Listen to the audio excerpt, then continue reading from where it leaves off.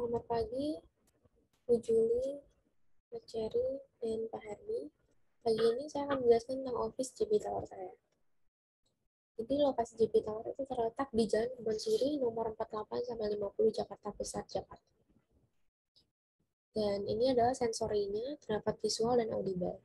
Yang visual itu di jalan di arah timur terdapat Jalan Haji Agus Salim, di selatan itu bersebelahan dengan Mandiri Tower, dan di barat itu bersebelahan dengan Bundaran HI, dan di utara itu berhadapan dengan Monas. Untuk audible-nya dari JB Tower itu tidak akan terdengar suara karena menggunakan double glass United System Technology, sehingga suara dari luar itu bisa berkurang. Kemudian ini adalah climate dari JB Tower. Kemudian ini adalah site map-nya.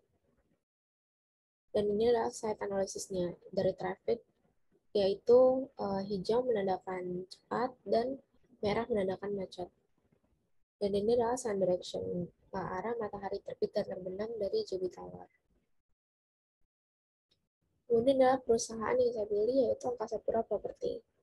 Company profile-nya itu terletak di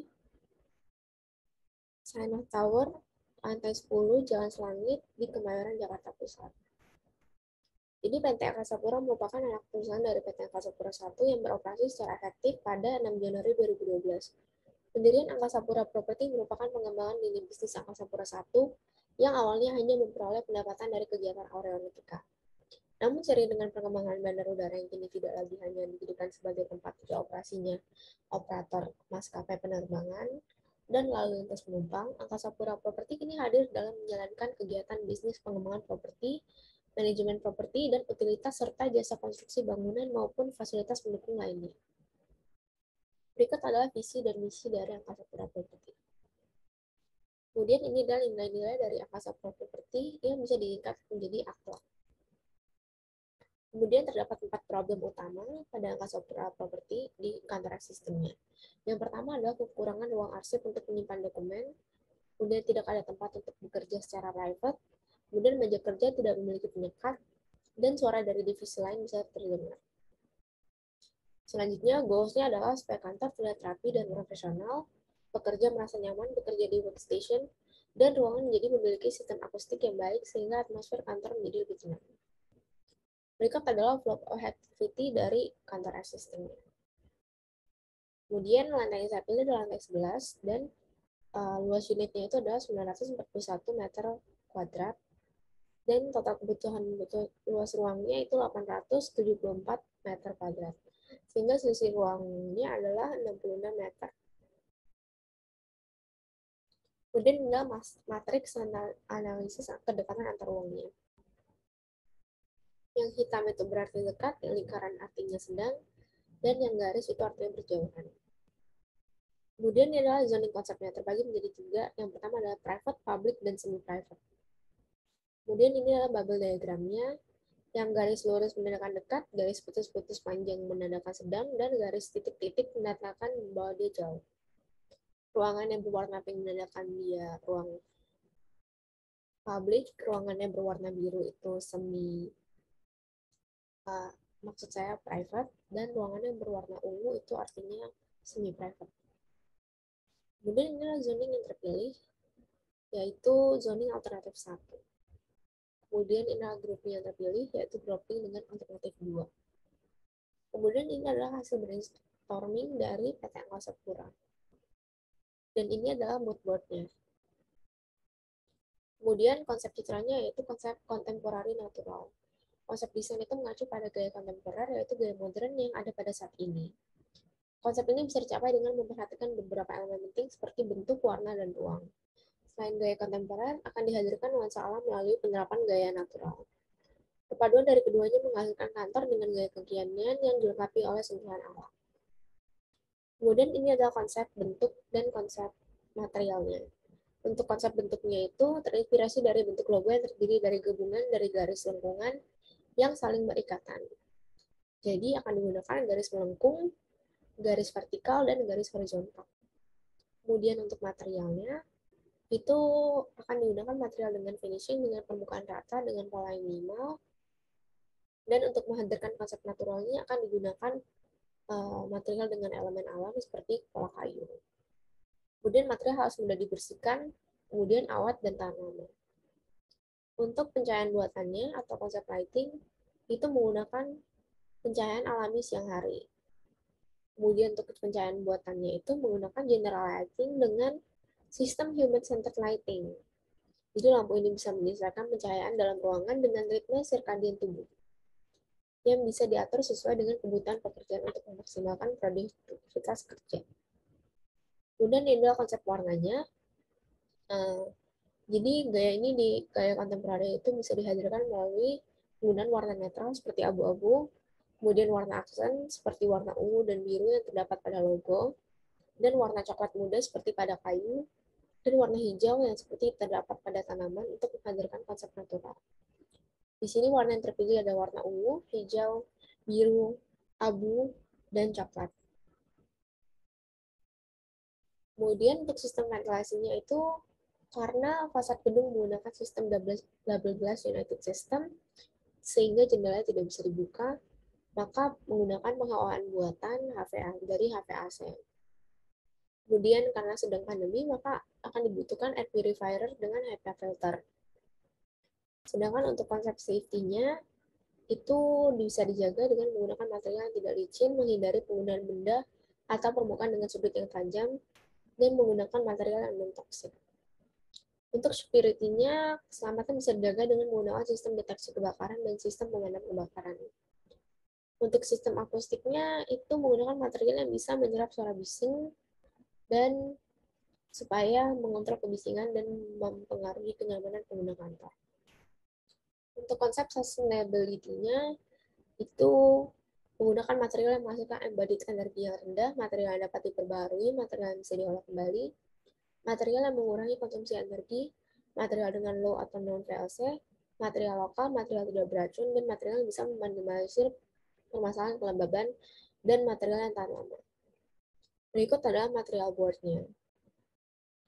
Kemudian ini adalah layout alternatif kedua yang berhasil terpilih karena melalui berbagai pertimbangan. Ini adalah tampak dari resepsionisnya. Jadi, pada resepsionis itu menggunakan konsep kontemporer natural yang dihadirkan melalui penggunaan pola kayu dan juga warna pada logo PT Angkasa Pura.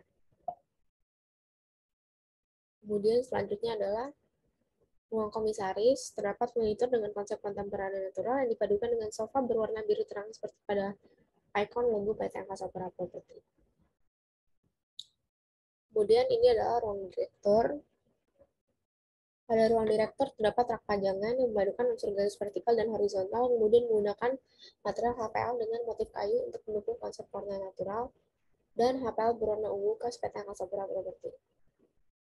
Kemudian ini adalah ruang meeting yang menggunakan acoustic wall dengan glass wall supaya suara tidak terdengar hingga keluar.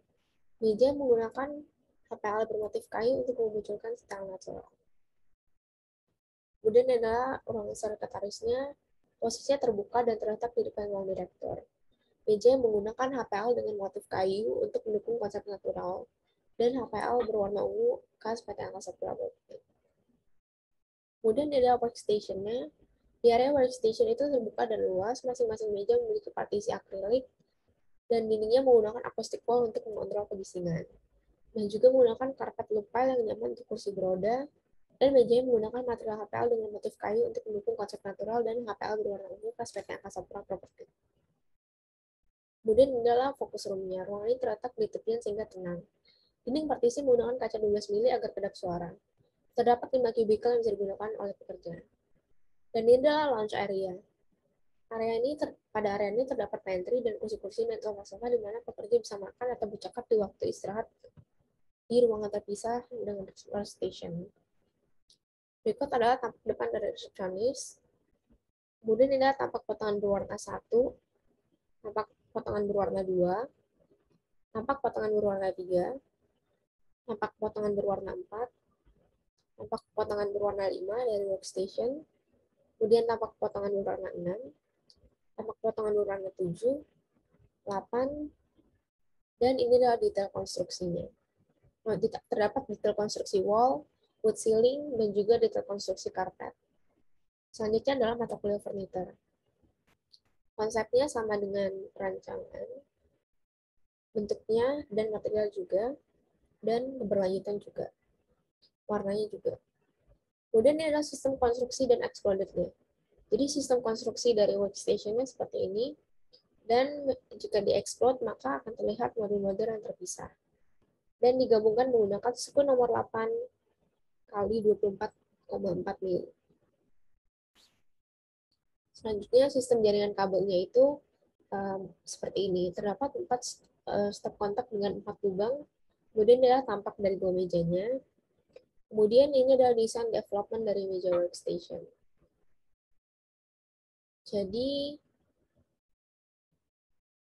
terdapat 3 tahap.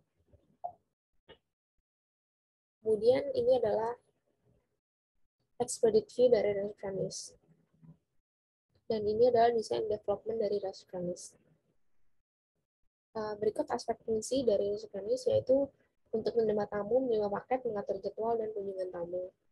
Kemudian aspek ergonomisnya, meja memiliki tinggi 115 cm pada bagian depan dan 75 cm pada bagian dalam, sehingga ergonomis untuk bekerja. Meja memiliki lebar 40 cm, sehingga semua barang masih dapat digapai oleh pekerja. Kemudian aspek teknisnya, meja menggunakan top table dengan Korean solid surface pada bagian lemari dan menggunakan HPL. Kemudian kerangka kerja menggunakan solid wood yang kemudian dilapisi dengan plywood 15 mili. Kemudian dibuat simpel dengan minimalis sesuai dengan konsep kontemporari naturalnya. Kemudian warna-warnanya juga sesuai dengan konsep dan warna yang terdapat pada logo PT Angkasa Pura Property. Berikut adalah mata kuliah material konstruksi. Jadi ini adalah konsep materialnya, yaitu menggunakan permukaan rata, pola yang minimal, pola kayu, mudah dibersihkan, dan awet dan tahan lama. Dan berikut adalah material boardnya. Kemudian ini adalah perspektif dari workstation, dan pada ceilingnya itu menggunakan material utama ceiling plafon akustik bawaan dari JB Tower. Kemudian untuk floornya menggunakan milestone look pile carpet, dan untuk wallnya menggunakan art fabric acoustic wall. Dan untuk ergonominya, untuk mata kuliah ergonomi, di sini masalah yang diangkat adalah kantor tidak memiliki breakout room, sehingga ketika pekerja tidak mau bekerja di kantor, mereka akan pergi ke kafe untuk bekerja sama dengan keluarga mereka. Solusinya adalah sebaiknya kantor memiliki ruang santai yang tenang untuk memungkinkan karyawan untuk fokus dan berkonsentrasi, atau ruang di mana mereka bisa menikmati makan siang mereka sambil berinteraksi supaya mereka tidak makan siang di meja kerja karena dapat menimbulkan bau dan mengotori area meja kerja. Di sini implementasi konsepnya, saya membuat kantornya memiliki lounge area di mana pekerja bisa makan siang, berdiskusi, istirahat, dan lain sebagainya di ruangan ini. Sekian dari presentasi saya. Terima kasih.